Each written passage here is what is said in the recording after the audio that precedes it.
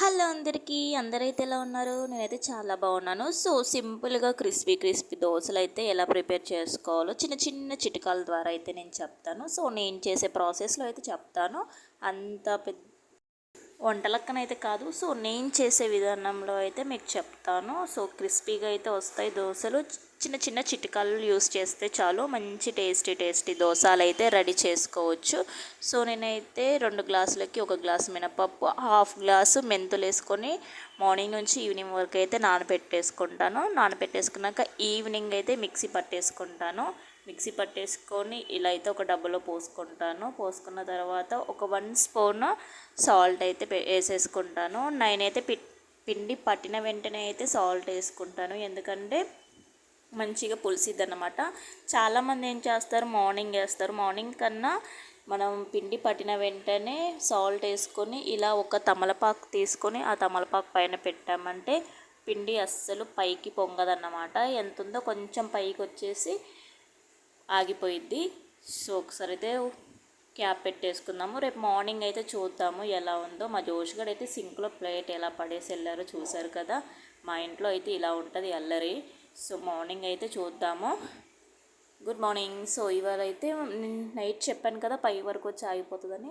So తమలపాకు పెట్టడం వల్ల పిండి మంచిగా పులిసిద్ది, పైన వరకు వచ్చి ఆగిపోతుంది అన్నమాట. సో క్రిస్పీగా వస్తాయి దోశలు అయితే. కొంచెం వాటర్ యాడ్ చేసుకొని దోశలు వేసుకుంటే మాత్రం చాలా బాగుంటుంది. సో మా దోశ పేనం 3 సంవత్సరాలు అనమాట. సో అందుకే ఒక ఆయిల్ రుద్ది కొంచెం వాటర్ చల్లేసి దోశ వేసుకుందాము. సో దోశ వేయడంలో నేను అంత ఎక్స్పర్ట్ ఏం కాదు, అలా నార్మల్గా వేస్తూ ఉంటాను అందరు వేసేలానే. సో ఒకసారి అయితే దోశ వేసుకుందాము. ఇలా చిన్న టిప్స్ ఫాలో అవ్వడం వల్ల అయితే మంచి క్రిస్పీగా టేస్టీ దోశలు అయితే తయారైతే. నేనైతే దీంట్లోకి పల్లి చట్నీ ప్రిపేర్ చేస్తాను. సో ఒకసారి చూసారు కదా ఎంత క్రిస్పీగా అయితే వస్తున్నాయో. నాకైతే ఫేవరెట్ అన్నమాట దోశ. సో మీకు ఎంతమందికి దోశ ఇష్టమో కామెంట్ చేయండి. మీకు ఫేవరెట్ ఫుడ్ ఏంటి, మీ ఫేవరెట్ టిఫిన్ ఏంటో కూడా కామెంట్ చేయండి. సో కొద్దిగా అయితే ఆయిల్ వేసేసుకుందాము. కొద్దిగా ఆయిల్ వేసేసుకొని కొంచెం కాలనిద్దాము దోశనైతే. ఒకసారి అయితే తిరిగేద్దాము. సో కింద అయితే అంటదో, నేనైతే ఆనియన్ ఉంటే ఆనియన్, లెమన్ ఉంటే లెమన్ రుద్దేస్తాను. ఎందుకంటే 3 సంవత్సరాలు దిగదా పేనం, అందుకే ఒక్కొక్కసారి సరిగ్గా రాదన్నమాట. సో ఇప్పుడైతే దోశ అయితే రెడీ అయిపోయింది. దోశలోకి పల్లి చట్నీ చేద్దాము.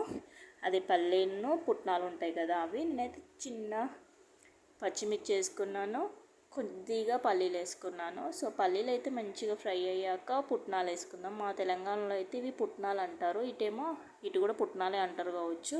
సో మా తెలంగాణలో అయితే పుట్నాలు వేసుకుంటాము.